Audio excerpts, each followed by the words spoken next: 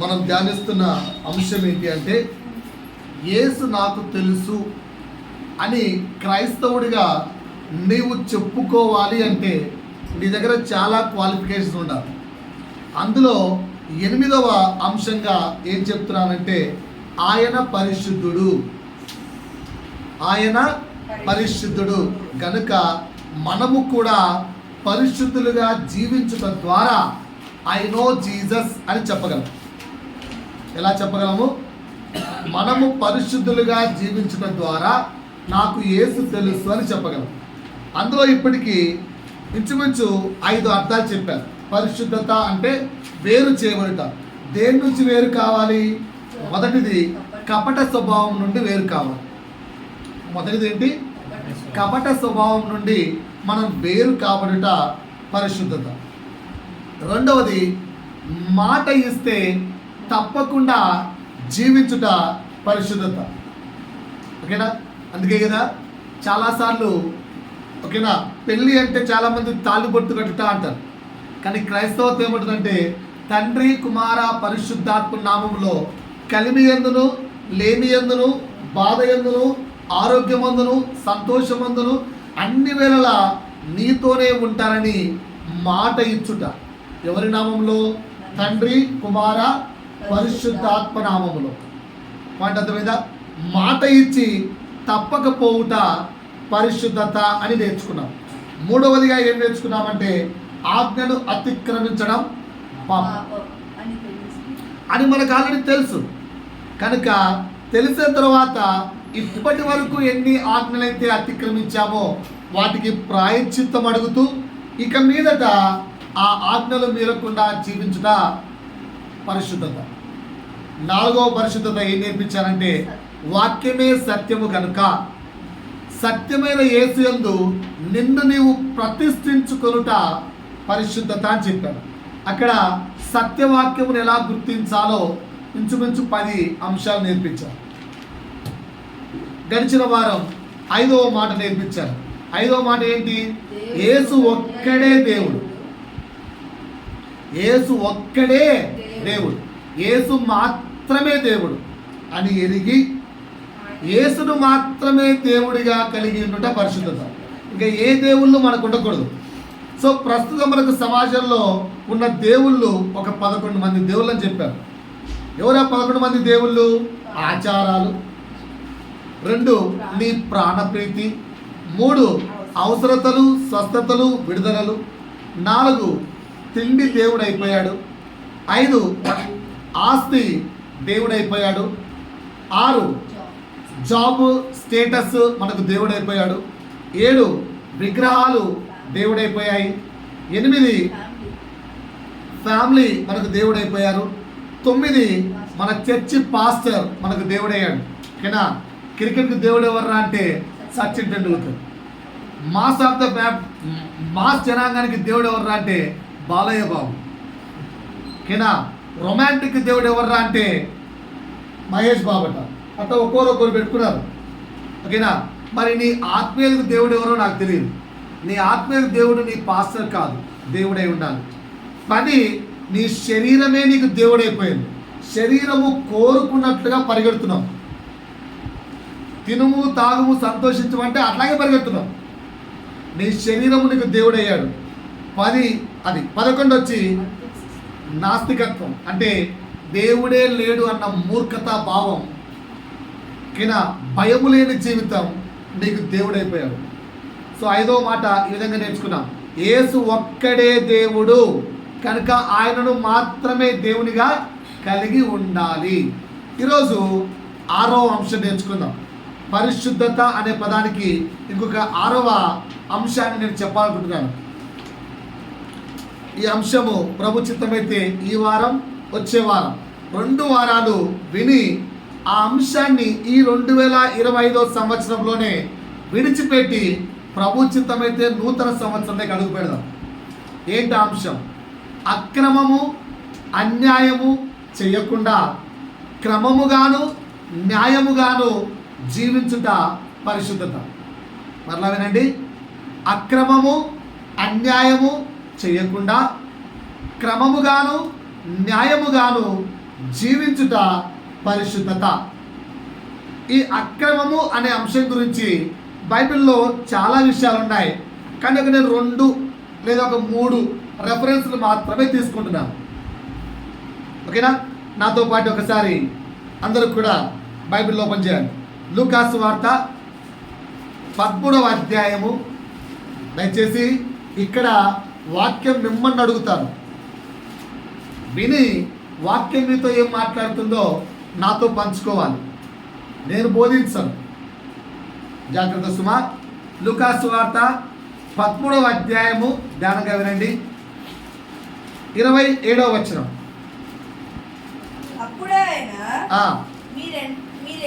మీరెక్కడి వారో మిమ్మల్ని మీరెందుకు నా యొద్ద నుండి తొలగిపోవడని చెప్పారు. అప్పుడు ఆయన మీరెక్కడి వారో మిమ్మల్ని ఎరుగనని మీతో చెప్పుచున్నాను. అక్రమము చేయి మీరందరూ నా యొద్ద నుండి తొలగిపోండని. ఏం చెప్పాడట? అక్రమము చేయి మీరందరూ నా యొద్ద నుండి తొలగిపోండని చెప్పాను. అబ్రహాము ఒక్క నిమిషం అమ్మా, 23 చదవండి. ఒకడు ప్రభువా రక్షణ పొందువారు కొద్దిమందేనా అని ఆయన అడగగా ఆయన వారిని చూచి ఇరుకు ద్వారంలో ప్రవేశింపు పోరాడుడి, అనేకులు ప్రవేశింప జూతురు గాని వారి వలన కాదని మీతో చెప్పుచున్నాను. ఒక్క సెకండ్ అమ్మా. యేసు ఏమంటున్నాడు? ఇరుకు ద్వారమున ప్రవేశింప పోరాడుడి. అంత ఈజీ కాదు. ఒక చిన్న డోర్ ఉందనుకో, ఆ డోర్లోంచి ఇలా ఇలా ఇలా ఇలా ఒంకి తిరగాల్సి వస్తుంది. చక్కగా పోవడానికి కుదరదు. అందుకే వాక్యం ఉంటుంది, ఇరుకు మార్గమున ఇరుకు ద్వారమున ప్రవేశింప పోరాడుడి. చాలా మంది ప్రయత్నిస్తారు, కానీ ఏమవుతారు? ఫెయిల్ అయిపోతుంటారు. బట్ దేవుడు ఏమంటున్నాడు? ప్రవేశింప పోరాడండి. నేను ఇక్కడ ఏమడుగుతున్నానంటే, ఈ 2025 సంవత్సరము చివరి మాసంలో మొదటి ప్రశ్నగా రాసుకోండి. ఇరుకు మార్గంలో ప్రవేశించడానికి మినిమం పోరాడుతున్నామా, చల్లారిపోయామా? అసలు ఇరుకు మార్గంలో ప్రవేశించడానికి పోరాడుతున్నామా, లైట్ తీసుకోబోయ్ బిందాస్ లైట్ అని అలాగే చల్లారిపోయామా? ఇది మొదటి ప్రశ్న. 2 కిందకి వెళ్ళమ్మా. ఇంకా ఇంటి యజమానుడు లేచి తలుపు వేసిన తరువాత మీరు వెలుపల నిలిచి తలుపు తట్టి అయ్యా మాకు తలుపు తీయమని చెప్పని ఆరంభించిన యేసు పరలోక ద్వారాలు మూసిన తరువాత ద్వారం బయట ఉన్న మనము తలుపు కొట్టి యేసయ్యా యేసయ్యా అని ఎంత పిలిచినా ఆయన చెప్పే డైలాగ్ ఆయన మీరెక్కడి వారో మిమ్మల్ని ఎరుగునని ఉత్తరము మీతో చెప్పును.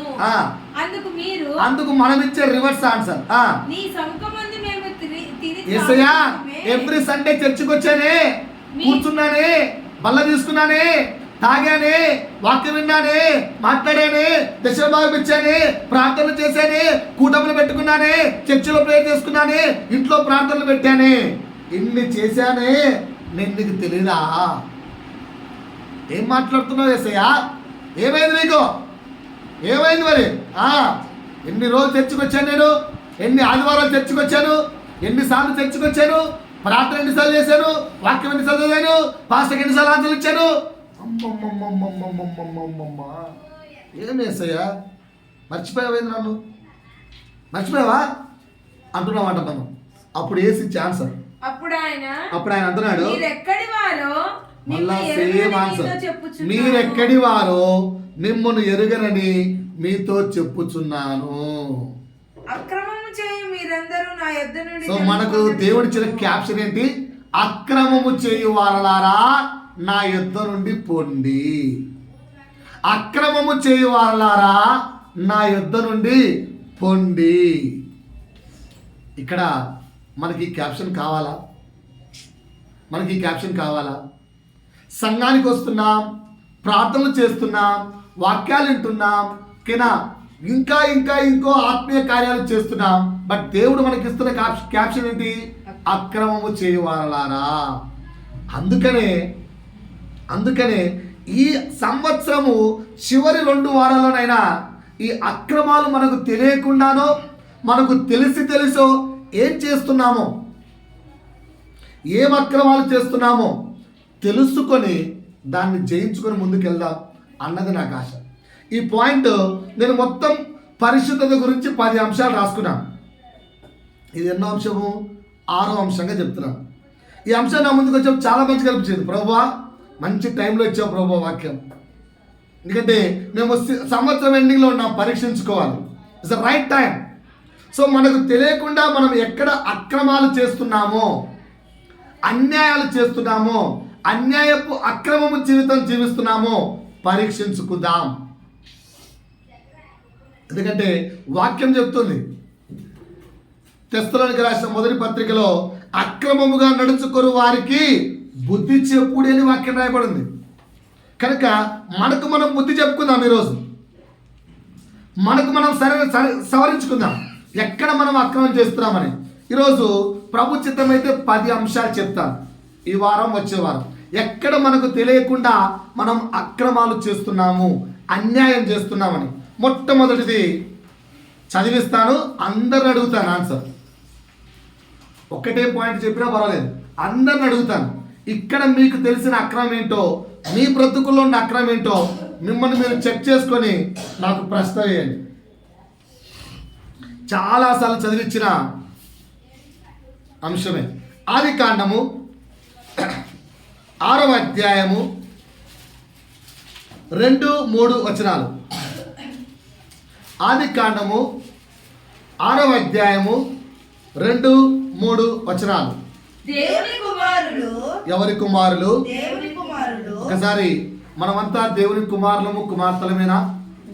చేతులు పైకెత్తాలి. దేవుని కుమారులము కుమార్తెలమేనా? ఒకసారి చేతులు పైకెత్తాలండి. దేవుని కుమారులము కుమార్తెలమేనా? Yes right. అంటే ఇది మనకే. దేవుని కుమారులు.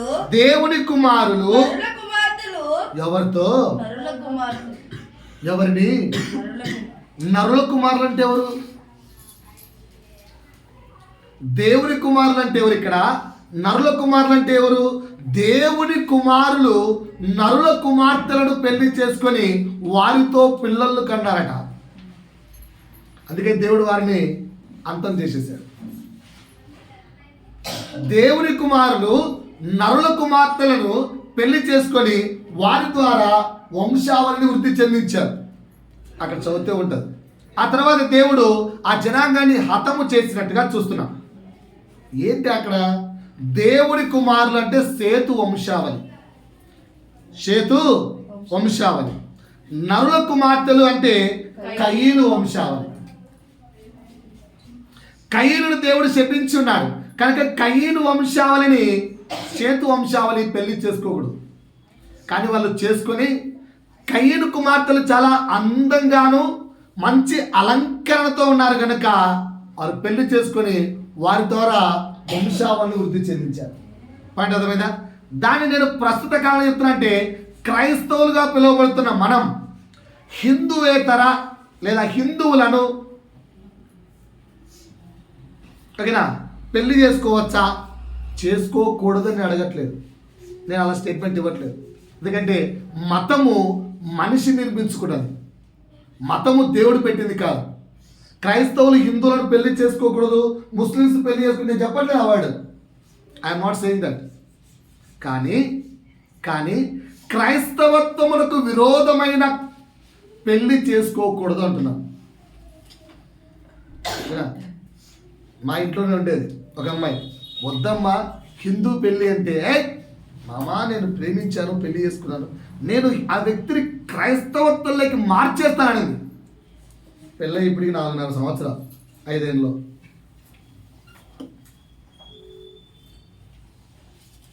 ఏమీ లేదు.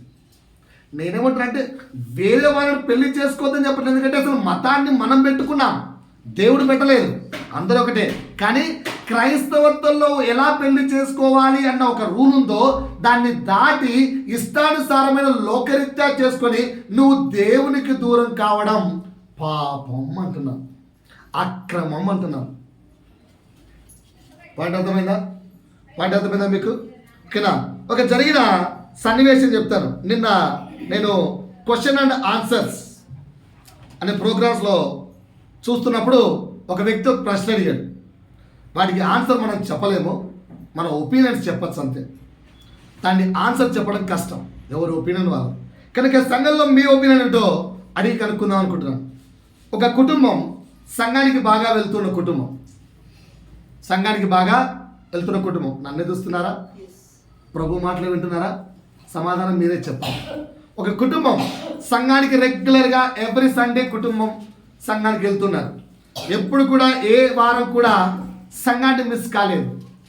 కానీ అన్ఫార్చునేట్లీ భార్య భర్త ఇరువురి మధ్యలో చిన్న ఘర్షణలు వచ్చాయట.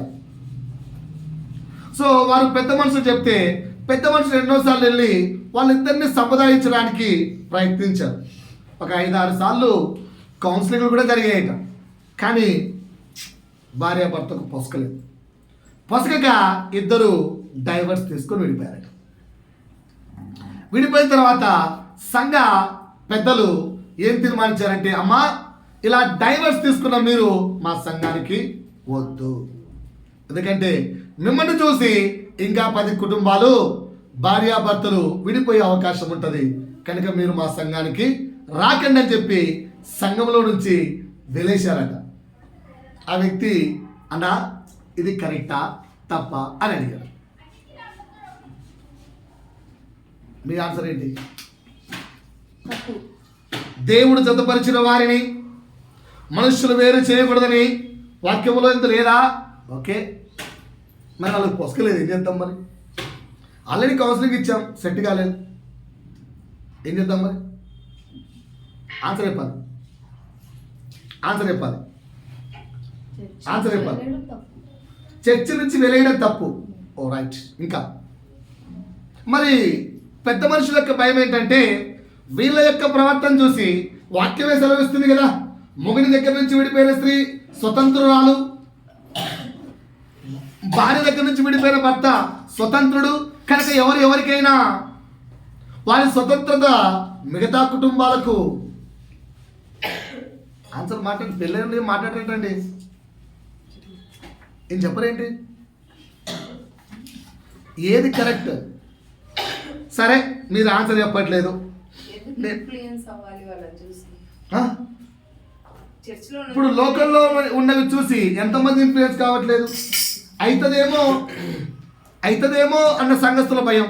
తప్పేంటి? వాళ్ళ భయాన్ని ఎందుకు తప్పుగా భావించాలి?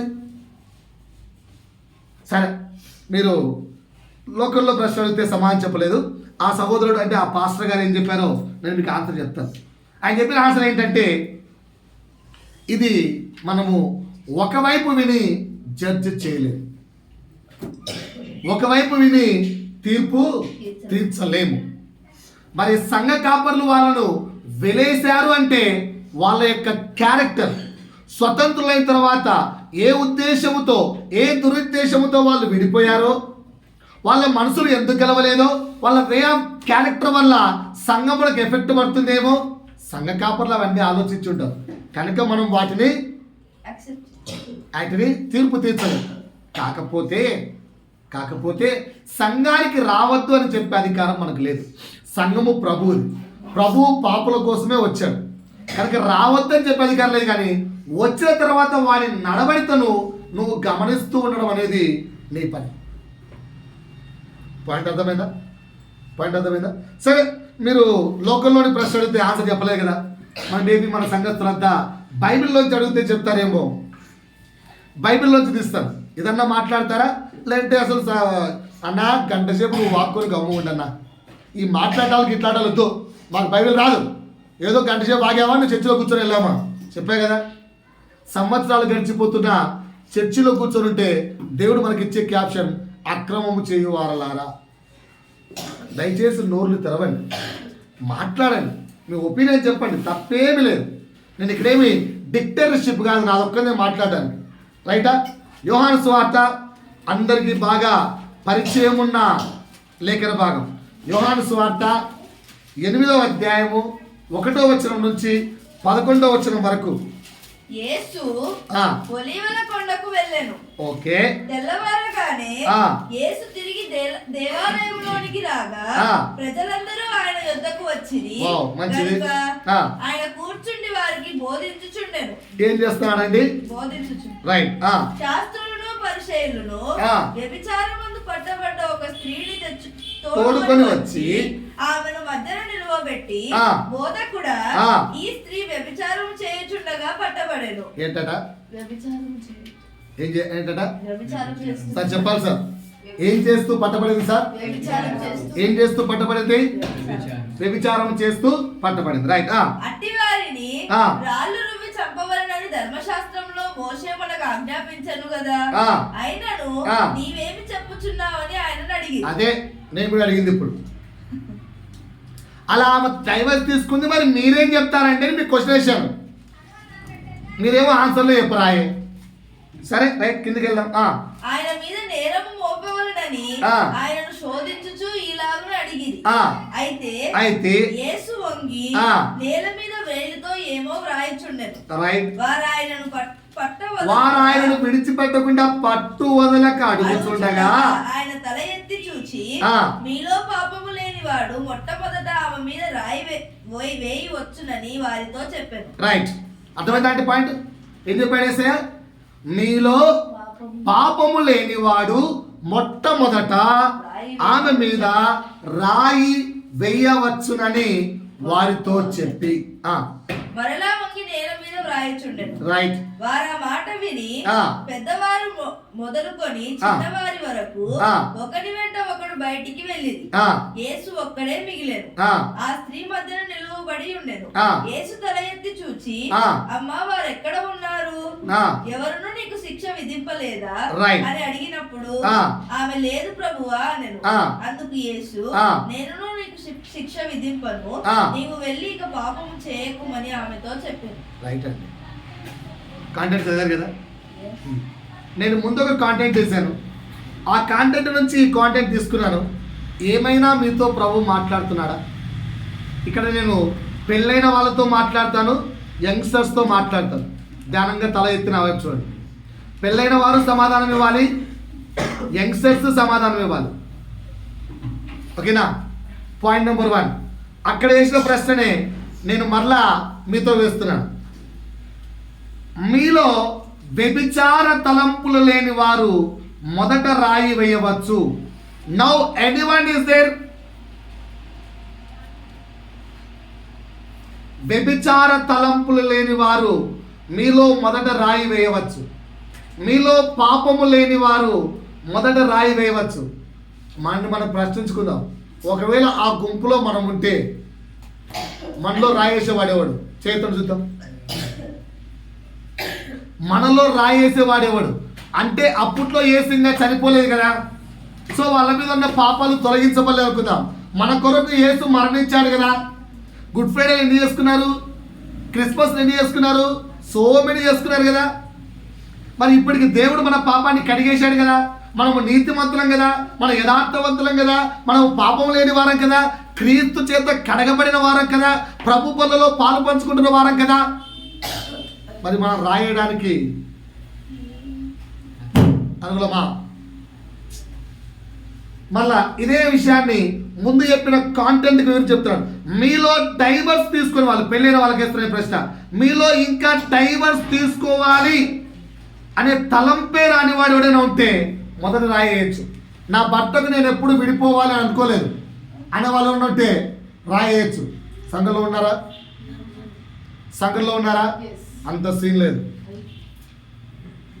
నేను ప్రూవ్ చేస్తాను. అందుకే ఈరోజు ఆ బ్రతుకు నుంచి మనం బయటపడడానికి వాక్యం చెప్తున్నాను. ఓకేనా? బాగా లేచుకు అనొచ్చు, సార్ నేను ఎప్పుడు మా భర్తకు డైవర్స్ ఇవ్వాలనుకోలేదు సార్. సారీ సార్, నేను ఎప్పుడు నా భార్యకు డైవర్స్ ఇవ్వాలనుకోలేదు sir. Sorry, I can throw stone, నా దగ్గర ఆ క్వాలిటీ ఉంది అనే వాళ్ళకు చిన్న ప్రశ్న వేస్తాను, అప్పుడు చేయొద్దండి. ఎప్పుడే కానీ భర్త మీద భార్య, భార్య మీద భర్త అలగలేదా?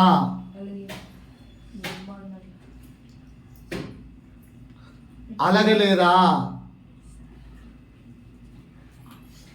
అలగడం అంటే అర్థం ఏంటి? అలిగి కొంత దూరం వెళ్ళిపోలేదా, కొన్ని రోజులు విడిచిపెట్టి పోలేదా? భర్త భార్య మీద అలిగినా, భార్య భర్త మీద అలిగినా, అలిగి తర్వాత కలుసుకున్న శారీరకంగా ఒకటినారు, కానీ ఆత్మపరంగా మీరు విడిపోయిన వారిగా దేవుని దగ్గర లెక్క చెప్పాల్సి వస్తుంది.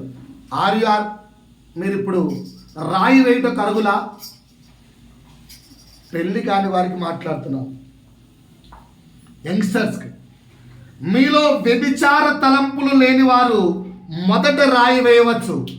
Year youngsters, anybody are there?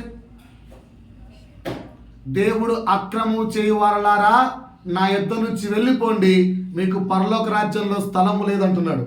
ఈ రోజుకైనా, ఈ 2025 సంవత్సరము ఎన్నికైనా ఇంకా మనము అక్రమము చేయువారలారా అనే గుంపులో లేకుండా బయటికి వస్తే బ్రతుకులు మారుతాయని నా ఆశ.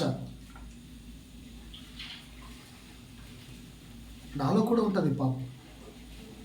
I'm not saying that I'm pure, కానీ నాతో మాట్లాడిన ప్రభువు మీతో కూడా మాట్లాడతాడన్న ఆశతో చెప్తున్నాను. ఓకేనా?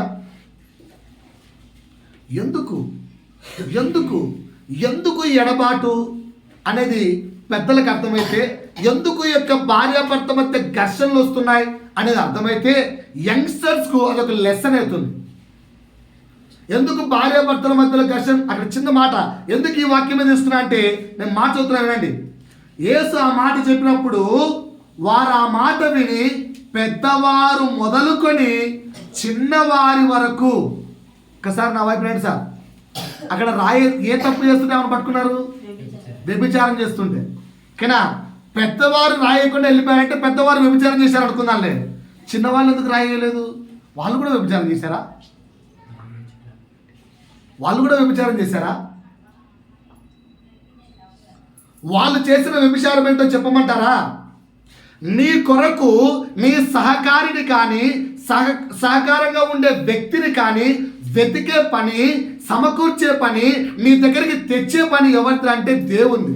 ఆయనకి ఇవ్వకుండా, తల్లిదండ్రుల పట్ల గౌరవం లేకుండా, తల్లిదండ్రుల పెంపకమందు ఇష్టము లేకుండా, వారు కాక నీ అంతకు నీ శరీరము కోరుకుంటున్న వారిని నీవు ఎన్నుకొనుట అక్రమము.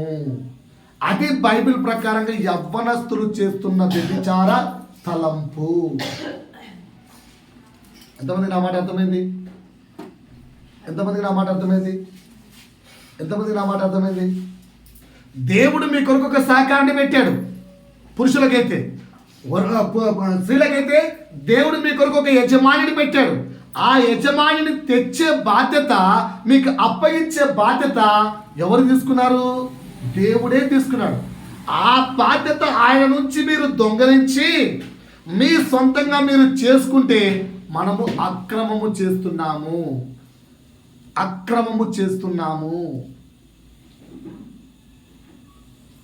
అందుకు అక్కడ చిన్న పిల్లలు కూడా వెళ్ళిపోయారు. వ్యభిచారం అంటే ఓన్లీ సెక్సువల్ డిజైర్ ఒకటే కాదు. ఓకేనా? అర్థమవుతుందా? ఇకపోతే భార్యాభర్తగా ఎదిగిన వారు, మరి మేము తెచ్చుకునే సంసారాలు మాకెందుకండి గొడవలు అవుతున్నాయి, మాకెందుకండి మధ్యలో గొడవలు అవుతున్నాయి అంటే, అక్కడ భార్య భర్తది తప్పు అంటుంది, భర్త భార్యది తప్పు అంటాడు. తప్పు ఇద్దరిది. ఎగ్జాంపుల్ చెప్తాను. ఇప్పుడు నాకు నా భార్య ఉంది, క్రిస్టవేని. ఓకేనా? When I married before marriage, నాకు ఆమె ఎవరు? ప్రియురాలు. కరెక్టే కదా? ఆమెకు నేనెవరిని? ప్రియుణ్ణి. పెళ్ళి అయిన రోజు నుంచి భూమిలోకి వెళ్ళిపోయే వరకు నువ్వు కొత్త పెళ్లి కొడుకులాగే నీ భార్యకు కనిపించేలాగా నువ్వు ప్రయత్నించాలి. అలా కనిపించలేదనుకో, భర్త అనుకుంటాడు, సార్ నా భార్యకి ఈ మధ్య ప్రేమ తగ్గిపోయింది సార్, నా భార్యకి ఈ మధ్య ప్రేమ కాని రావట్లేదు సార్, నా భార్యకి ఈ మధ్య ఎంతసేపు నా పనులు చచ్చిపోతుంది సార్, నా భార్యకి నా మీద ప్రేమ తగ్గిపోయింది సార్. అది గొడవ మారి ఎంత మాట వస్తుందంటే, వదిలేకు నీ సౌండ్. నిజంగా పక్కన ఇంకొకరితో వెళ్తే లైఫ్లో ఒక్కరోజు కూడా అది రోడ్డు మీద తిరగలేడు. చెప్పడం చాలా ఈజీ. భార్య వెళ్ళిపోతే ఒకడు చూసే చూపు ఎలా ఉంటుందో తెలుసా? చేతగానోడా, ఎందుకు రాని బతుకు, అనే చూపు వాడు చూడకపోయినా నీ ముఖానికి తగిలి గుండె పగిలి చస్తావు. సరే, చచ్చాకుండా నరకానికి వెళ్ళకుండా స్వర్గానికి వెళ్తావు అంటే నరకానికి వెళ్తావు. సరిపోయి ఇక్కడ విశ్రాంతి లేక అక్కడ విశ్రాంతి లేక. సరే, మరి భార్య పని ఏంటంటే పెళ్ళైన రోజు నుంచి భర్తకు నవవధువులాగే కనిపించాలి. అంటే అర్థం ఏంటి? నీ భర్తకు నువ్వు కొత్త పెళ్లి కూతురులాగే ప్రతిరోజు ముస్తాబై నీ భార్య కొరకు నువ్వు భర్త కొరకు నువ్వు సిద్ధంగా ఉండాలి. నీ నోట ఎప్పుడు కూడా వ్యతిరేక మాట రాకూడదు. ఓకేనా? ఈవెన్ భార్య పిల్లలకు సపోర్ట్ చేసిన భర్త బేర్ చేయలేడు. భార్య ఎండ్ల వేళలా భర్తకే సపోర్ట్ చేయాలి, ఆ మాటనే యాక్సెప్ట్ చేయాలి. అలా చేయకుండా పొరపాటున కూడా తన యొక్క పిల్లలకు కానీ తను పనిచేస్తున్న ఉద్యోగస్తునికి కానీ తనకు సహాయం చేసిన కానీ ఎవడి వైపు మాట్లాడినా భర్త భరించలేడు. ఇది క్లాషెస్ రావడానికి కారణాలు. కానీ ఎప్పుడైతే ఈ యొక్క బలహీనతలో నుంచి మీరు బయటపడి కూర్చోగలుగుతారో, నీ భర్త నీకు ప్రాధాన్యతగాను నీ భార్య నీకు బహు ప్రాధాన్యతమైన సుందరిగాను కనిపిస్తుందో అప్పుడు మీరు సెట్ అవుతారు. ఎవరిని వదిలేసినా కూడా లోకము చూసే కన్నులు మీరు భరించలేరు. పిల్లలారా, మీ వ్యభిచారతలం అర్థమైందా? అక్కడ ఎందుకు పిల్లలు రాయలేకపోయారు? కదా, మనకు వ్యభిచారము అనే వర్డ్ కనిపిస్తూనే మనకు వచ్చే తాట ఒక్కటే, ఏంటి? అడల్టరీ. వ్యభిచారం అంటే అదొక్కటే కాదండి. నీవు దేవుడు నీ కొరకు నిర్ణయించిన దాన్ని కాకుండా నీ శరీరముతో నువ్వు వెతుక్కునే ప్రతి వెతుకులాట కూడా. ఓకేనా? బైబిల్ ఏమంటారంటే ప్రతి భార్య కంపల్సరీ ఇంకొక మొగుడు చూస్తాడట, ఇంకో పురుషుడిని. ప్రతి పురుషుడు ఇంకో స్త్రీని చూస్తాడట. కానీ ఎప్పుడు చూడదంటే ఆమె బైబిల్ ఎరిగినప్పుడు, బైబిల్ను తెలుసుకున్నప్పుడు. కానీ బైబిల్ దగ్గరికి రాకుండా మీ ఇష్టానుసార ప్రవర్తనతో మీరే మీ జీవితాలను నాశనం చేసుకోకండి పెళ్ళైన వారికి హెచ్చరిస్తున్నాను.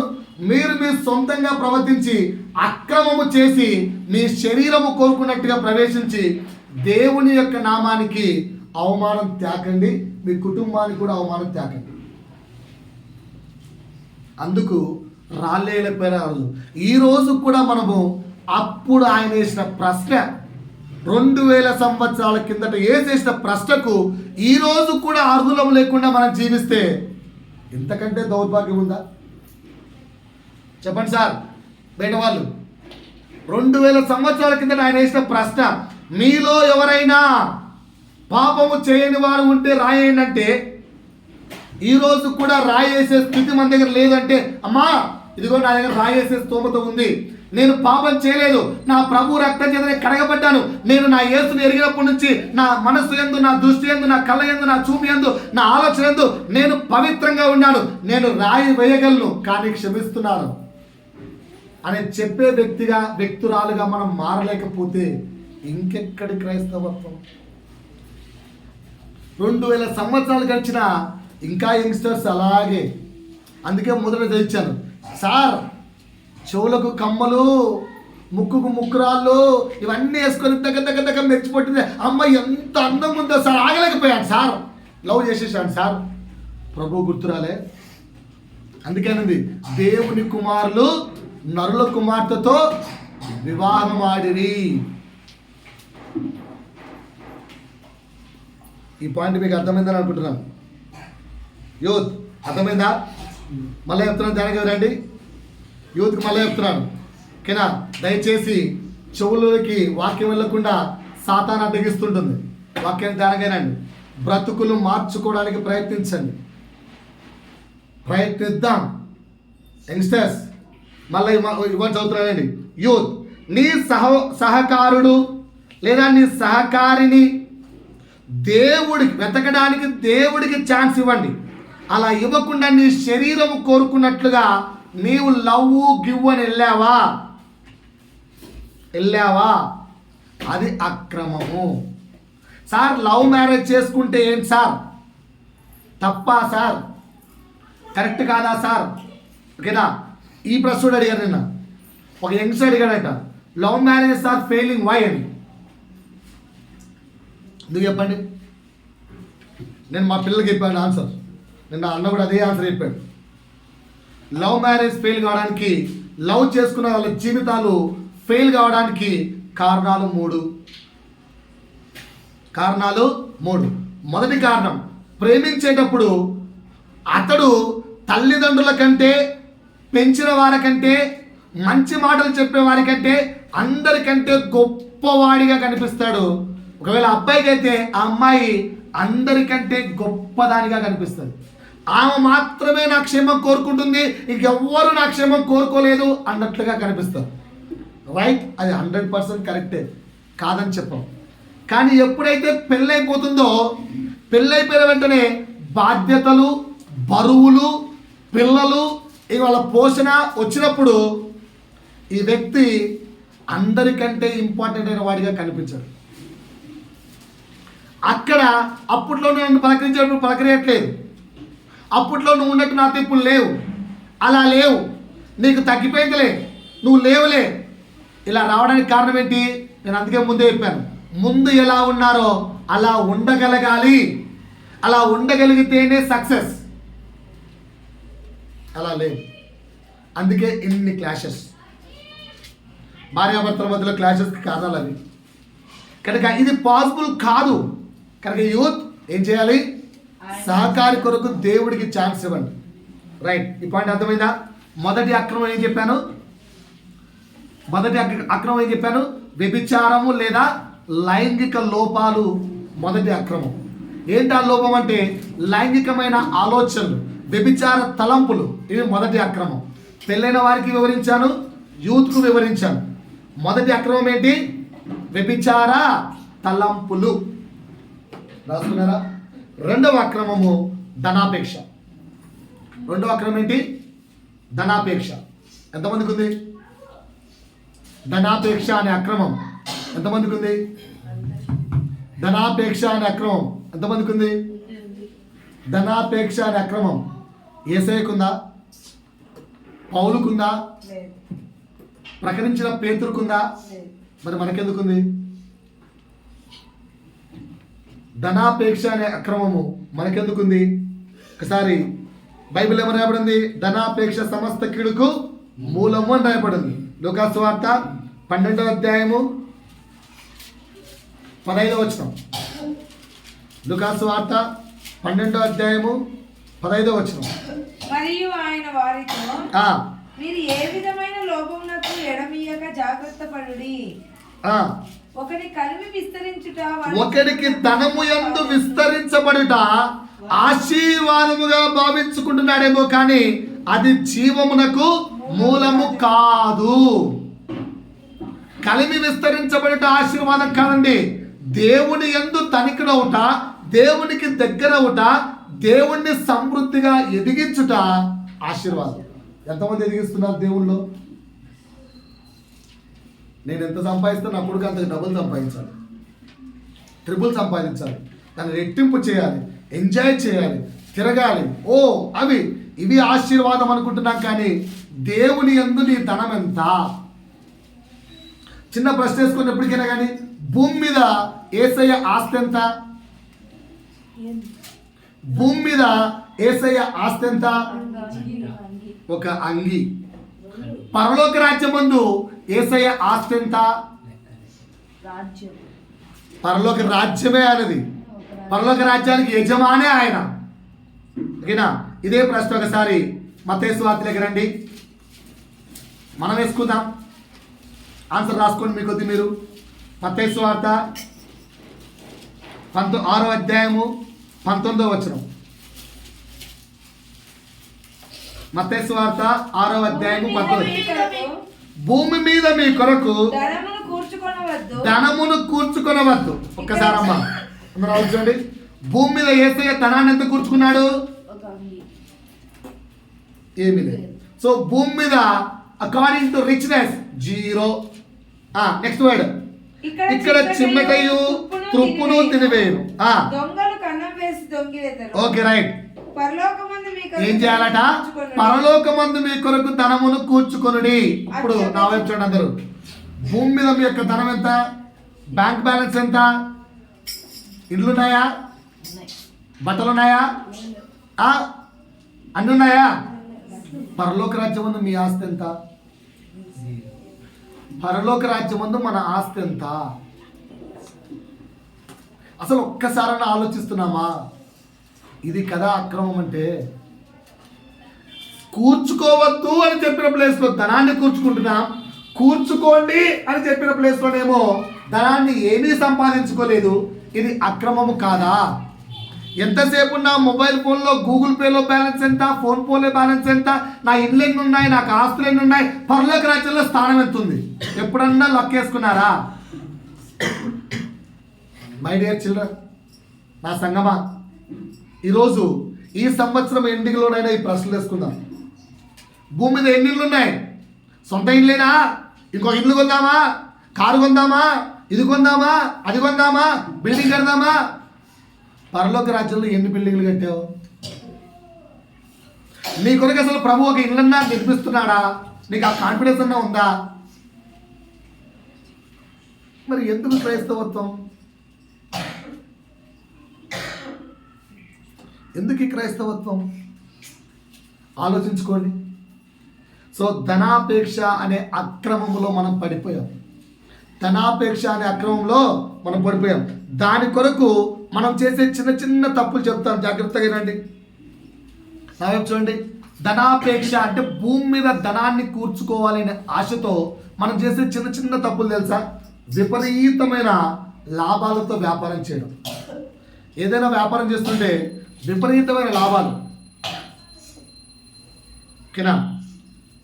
ఈ మధ్యకాలంలో నేను బిజినెస్ గురించి బాగా మాట్లాడుకుంటున్నాను. ఒక బిజినెస్ స్టార్ట్ చేద్దాం అనుకుంటున్నాను. ఓకేనా? సో దానికి నాకు అయ్యే ఖర్చు 150 రూపీస్ లైక్ దట్ అట. కానీ నాకు వచ్చే ఖర్చు, వచ్చే ఆదాయం బాగానే ఒక 1000-1500 అంట. అంత ఆశ అవసరమా? కరెక్టే కదా? నా ఇన్వెస్ట్మెంట్ ఎంత? 150. నా ఎర్నింగ్ ఎంత? 1500. ఇంత ఆశ. ఇది పరలోక రాజ్యంలో ధనాన్ని కూర్చుకున్నట్ట, లేదా ఎక్కడో పరిగెడుతున్నాం కదా? ఎక్కడో ధనం కోసం పరిగెడుతున్నాం. ఇదే అక్రమం. మోసకరమైన స్కీములు పెట్టి వ్యాపారం చేయాలి. లేవా? ఇప్పుడు డిస్కౌంట్లు, అమెజాన్లు. సార్ వాళ్ళు చేస్తే మాకెందుకు చెప్తావు సార్? మేమేం చేశాం సార్? వాళ్ళు చేస్తున్నారు సార్. మీరే కదా మోసపోతున్నది. బైబిల్ ఏమంటుంది? మోసపోవుట తప్పు. డిఫరెంట్ స్కీములు. ఓకేనా? గిఫ్ట్లు ఎప్పుడు ఇవ్వలేదు ఎవరికి? గిఫ్ట్లు. ధనాపేక్షతో మనం చేసే మూడవ తప్పు, అక్రమం, గిఫ్ట్లు ఇవ్వడము, పుచ్చుకోవడం. మూడవ అక్రమం ఏంటి? గిఫ్ట్ ఇవ్వడము, పుచ్చుకోవడం. నాలుగవ అక్రమం లంచం పుచ్చుకోవట, లంచం ఇచ్చుట. చేయట్లేదా? లంచం పుచ్చుకోవట, లంచం ఇచ్చుట చేయట్లేదా? ఎవరికి లంచాలు ఇవ్వట్లేదా? ఎవరికి లంచాలు ఇవ్వట్లేదా? ఎవరికి? నేనైతే బాగా ఇచ్చాను భయ్య. మరి నేను నా దేవుని దగ్గర ఒప్పుకున్నాను. మీరు ఎవరు లంచం ఇవ్వలేదు? ఎవరికి ఇవ్వలేదా? ఎందుకు అబద్ధాలు చెప్తారు? నిజాలు ఒప్పుకోండి. లంచాలు ఎవరికి ఇవ్వట్లేదా? ధ్యానించండి, మీకు గుర్తుకొస్తాయి. గవర్నమెంట్ ఆఫీస్కి వెళ్ళినప్పుడు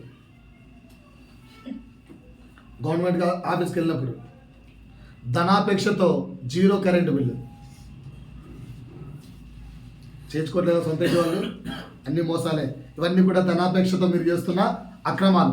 భూమి మీద విపరీతమైన ధనాన్ని కూర్చుకొనుట, బ్యాంక్ బ్యాలెన్స్లు మెయింటైన్ చేయటం. మనం ఒకసారి చదివాను. అంబానీ ఆస్తి ఓకేనా? నార్మల్ పర్సన్ ఖర్చు పెడితే ఎన్ని సంవత్సరాలు పడుతుందో తెలుసా అయిపోవడానికి? ఎగ్జామిన్ చేయండి. ఒక 10 ఏళ్ళు. నార్మల్ మనలాంటి వాడు అంబానీ ఆస్తిని మన ఖర్చులకు ఉపయోగిస్తే ఎన్ని రోజులు పడుతుందో తెలుసా అయిపోవడానికి? జస్ట్ ఒక 5000 years అంతే. జస్ట్ ఒక 5000 సంవత్సరాలు. అంత ఆస్తి కూర్చుకోవడం అవసరమా?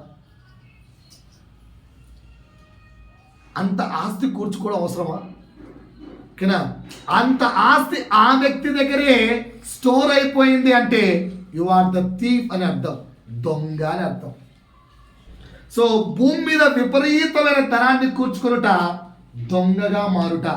దొంగలకు పరలోక రాజ్యంలో ప్లేస్ లేదు. అర్థమవుతుందా? నా మాట వింటున్నారా?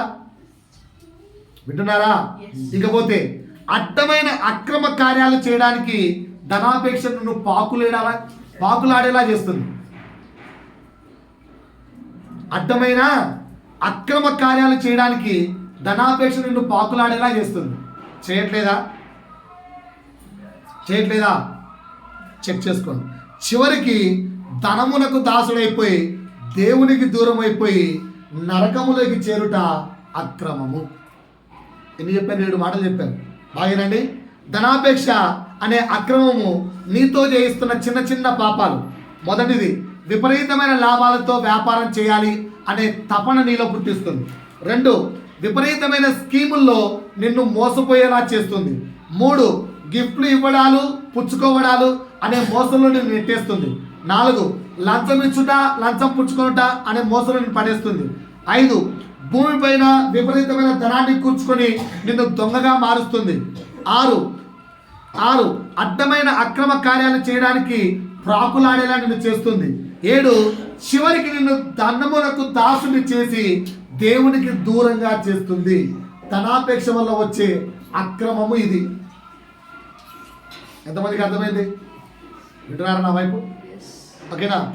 ఒకవేళ పెద్దలు ఆ మోసంలో పడిపోయి మేము పేరెంట్స్ కొన్న మేము ఆ మోసంలో పడిపోయింటే, పిల్లలారా మీకైనా చేతులు జోడించి చెప్తున్నాం, ధనమునకు దాసులు కాకండి. మీ పేరెంట్స్ ఆస్తిని ఇంకొక డబుల్ చేయాల్సిన అవసరం లేదు. దేవుడికి దాసులు కండి. దేవునికి దాసులు కండి. ధనం ఇక్కడే విడిచిపెట్టి వెళ్ళాలి. రెండు అంశాలు చెప్పాను. ఏంటి 2 అంశాలు? 2 అక్రమాలు. వ్యభిచార తలంపులు అనే అక్రమము మన దగ్గర ఉంది. దాన్ని దయచేసి పెద్దవారికి చిన్నవారికి అందరి దగ్గర నుంచి ఈ సంవత్సరం జయించుకొని 2026లోకి వెళ్దాం. 2వ అక్రమం ఏంటి? ధనాపేక్ష అనే అక్రమం. 3వ అక్రమం అహంకారం. ఉందా లేదా? అహంకారం ఉందా లేదా? ఎదుటివాడంటే చిన్న చూపు లేదా? ఎదుటివాడంటే తక్కువ చూపు లేదా? మన దగ్గర ఎవరిని మనం చిన్న చూపుతో చూడమా? చూడమా? Simple example. బాగా హైలీ జాబ్ చేసేవాడితో ఎలా మాట్లాడతావు, అడుక్కునే వాడితో ఎలా మాట్లాడతావు? అన్నేమో సర్ అని పిలుస్తావు. చెప్పరా ఇది అంటే చిన్న చూపు చూస్తున్నామా లేదా? అహంకారము అనే అక్రమం మనలో రాజ్యం వెళ్తుంది. బెస్ట్ ఎగ్జాంపుల్ ఎవరు? ఇక్కడ నేను నేర్చుకోవాల్సి ఒక అంశం చెప్తాను. దేవుడికి అహంకారం అంటే చాలా కోపం. ఓకేనా? ఇక్కడ బైబిల్లోంచి ఆదికాండము, దేవునికి అహంకారం అనేది చాలా కోపం. ఆదికాండము 11వ అధ్యాయం దగ్గర చేపెట్టుకోండి. సామెతలు 6వ అధ్యాయం దగ్గర రండి. ఆదికాండం 11వ అధ్యాయం దగ్గర చేపెట్టుకొని సామెతలు 6వ అధ్యాయం దగ్గర రండి. సామెతలు 6వ అధ్యాయం 16వ వచనం నుంచి చదవండి. సామెతలు 6వ అధ్యాయము 16వ వచనం. యెహోవాకు అసహ్యమైనవి 6 గలవు. యెహోవాకు అసహ్యమైనవి 6 అంట. ఏంటి చూడండి ఒకసారి. 7 ఆయనకు హేయములు. ఓకే, ఏంటవి? అహంకారం దృష్టి. ఫస్ట్ వడదే వింటున్నారా? అహంకార దృష్టి మనలో లేదా? ఇతర కులాలంటే చిన్న చూపు, ఇతర మతస్థులంటే చిన్న చూపు. ఓకేనా? పిల్లలకు కాదమ్మా, టైం ఉంది ఇంకా ముందు. ఇతర కులాలంటే చిన్న చూపు, డబ్బు లేని వాడంటే చిన్న చూపు, చిన్న ఉద్యోగాలు చేసేవాడంటే చిన్న చూపు, ఏమీ చెయ్యనోడంటే ఇంకా చిన్న చూపు. ఉన్నాయలేవా? అహంకార దృష్టి. కనుక అదంటే దేవుడికి అసహ్యమట. వాళ్ళని ఏం చేశాడో ఆదికాండం 11వ అధ్యాయంలోకి రండి. అహంకార దృష్టి ఉన్న వాళ్ళకు ఒక ఇన్బిల్ట్ క్యారెక్టర్ ఉంటుంది. నావేం చూడండి అందరూ. అహంకార దృష్టి ఉన్నవాడికి ఇన్బిల్ట్ క్యారెక్టర్ ఒకటి ఉంటుంది. ఆ క్యారెక్టర్ అంటే తెలుసా? నేనే గొప్పవాణ్ణి, పేరు సంపాదించుకోవాలి అనే క్యారెక్టర్. అది 11వ అధ్యాయంలో కనిపిస్తుంది. 2వ వచనం అమ్మ. వారు ఆ. తూర్పున ప్రయాణమై పోచుండగా ఆ. సీనారు దేశమందొక మైదానము వారికి కనబడేది. ఆ. అక్కడ వారు నివసించి ఆ. మనం ఇటుకలు చేసి ఆ. బాగుగా కాల్చుదుము రండని ఒకడితో ఒకడు మాట్లాడుకొని రైట్. సో ఇటుకలు అక్కడ తయారయ్యాయి. ఫస్ట్ ఇటుకల వ్యాపారం మొట్టమొదట అక్కడ తయారైంది. రైట్. రాళ్లకు ప్రతిగా ఇటుకలను, రాళ్లకు ప్రతిగా ఇటుకలను, అడుసుకులు ప్రతిగా మట్టి కలను మట్టి కీలును వారు ఉండెను. ఆ, మరియు ఆ. వారు మనము భూమి అంతటా చెదిరిపోవకుండా ఆ. ఒక పట్టణము ఆకాశమంత శిఖరము గల ఒక గోపురమును కట్టుకొని పేరు ఏం సంపాదించుకుందామని అహంకార దృష్టి ఉన్న వాడి లోపల ఉండే inbuilt character, I want to become a great person, పేరు సంపాదించుకోవాలి. ఈ అహంకార దృష్టితో వేల మంది దైవ సేవకులు పడిపోయారు. సంగమా, మీరు పడిపోకండి. అహంకార దృష్టి నాలో ఉందా లేదా అని చెక్ చేసుకోవడానికి చిన్న ఎగ్జాంపుల్. నీలో పేరు ప్రతిష్టలు పొందుకోవాలి అన్న కాంక్ష ఉంది అంటే అహంకార దృష్టి ఉందని అర్థం.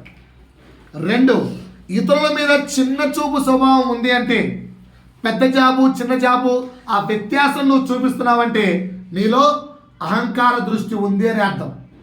ఈ 2 క్యారెక్టర్స్ నీలో ఉన్నాయంటే మనలో అహంకార దృష్టి ఉందని అర్థం. దాన్ని ఈ సంవత్సరం ఇక్కడే పారదోలుదాం, ఇక్కడే విడిచిపెడదాం. అందరూ సమానమే. ఓకేనా? దేవుడితో ఈక్వల్ ఎవరు? చేతులు ఎత్తండి. మనలో ఎవరైనా నేను I'm equal to Jesus, I'm equal to Jesus ఎవరైనా ఉన్నారా? ఎవరైనా ఉన్నారా? లేరా? లేరా? You are not equal to Jesus. మీరెవరు యేసుకు సమానం కాదా? మనం యేసు కంటే తక్కువేనా? చాలా తక్కువ. తక్కువ చాలా తక్కువ. కొంచెం మాట్లాడండి సార్. తక్కువనా చాలా తక్కువనా? యేసుతో పోల్చుకుంటే మనం ఈక్వల్ పోల్చలేమా? అంత వేరా? అంత వ్యత్యాసమా? మరి అంత వ్యత్యాసం ఉన్న మన మధ్యలో ఆయనట్టు వచ్చాడు అంటే ఆయనకు చిన్న చూపు లేదుగా, ఆయనకు అహంకార దృష్టి లేదుగా. మరి ఆయనను వెంబడించే మనకెందుకు అహంకార దృష్టి? అందరూ నా దేవుని సృష్టి అని అందరితో కలిసి ఉండొచ్చుగా. ఉండము. కనుక ఈ 2 ఇన్బిల్ట్ క్యారెక్టర్స్ మనలో ఉంటే మనకు అహంకార దృష్టి ఉన్నట్టు. దయచేసి ఈ సంవత్సర అంతంలో ఈ 2 చంపేద్దాం. ఎగల్ పైకి రా, నాకు సెకండ్ ఇచ్చి.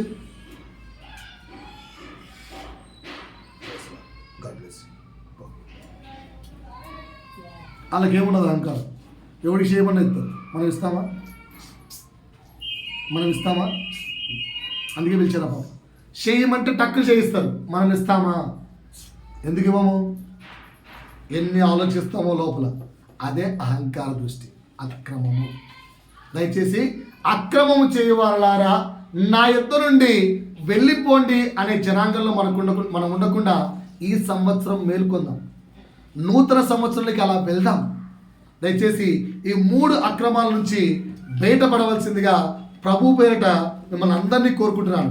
మొదటి అక్రమము, వ్యభిచార తలంపుల నుంచి బయటపడండి. 2 ధనాపేక్ష అనే అక్రమం నుంచి బయటపడండి. 3 అహంకార దృష్టి అనే అక్రమం నుంచి బయటపడండి. అహంకార దృష్టి ఉంది అనడానికి నేను ఏం చెప్పాను? 3 విషయాలు చెప్పాను. ఒకటిది నీలో ఏముంటుంది తెలుసా? చిన్న చూపు ఉంటుంది. 2వది చెప్పాను గొప్ప పేరు తెచ్చుకోవాలని. 4వది సహోదర ప్రేమ ఉండదు. నీ బంధుత్వాన్ని నువ్వు ప్రేమించవు. 3వది సహోదర ప్రేమ ఉండదు. అంటే నీ బంధుత్వాన్ని నువ్వు ప్రేమించవు. కేవలం నీకు నీ అమ్మవాళ్ళు నచ్చుతారు, అత్తవాళ్ళు నచ్చరు, లేదా అత్తవాళ్ళు నచ్చితే అమ్మవాళ్ళు నచ్చరు. అలా సహోదర ప్రేమ చచ్చిపోతుందంటే నీలో అహంకారం ఉందని అర్థం. దయచేసి వీటి నుంచి జయ పొందుకోవాలి. ప్రభు చిత్తమైతే మిగతా 7 అక్రమాలు వచ్చే వారం నేర్పిస్తాను. దేవుడి వాక్యం ద్వారా మహిమ పొందుకోను గాక. దయచేసి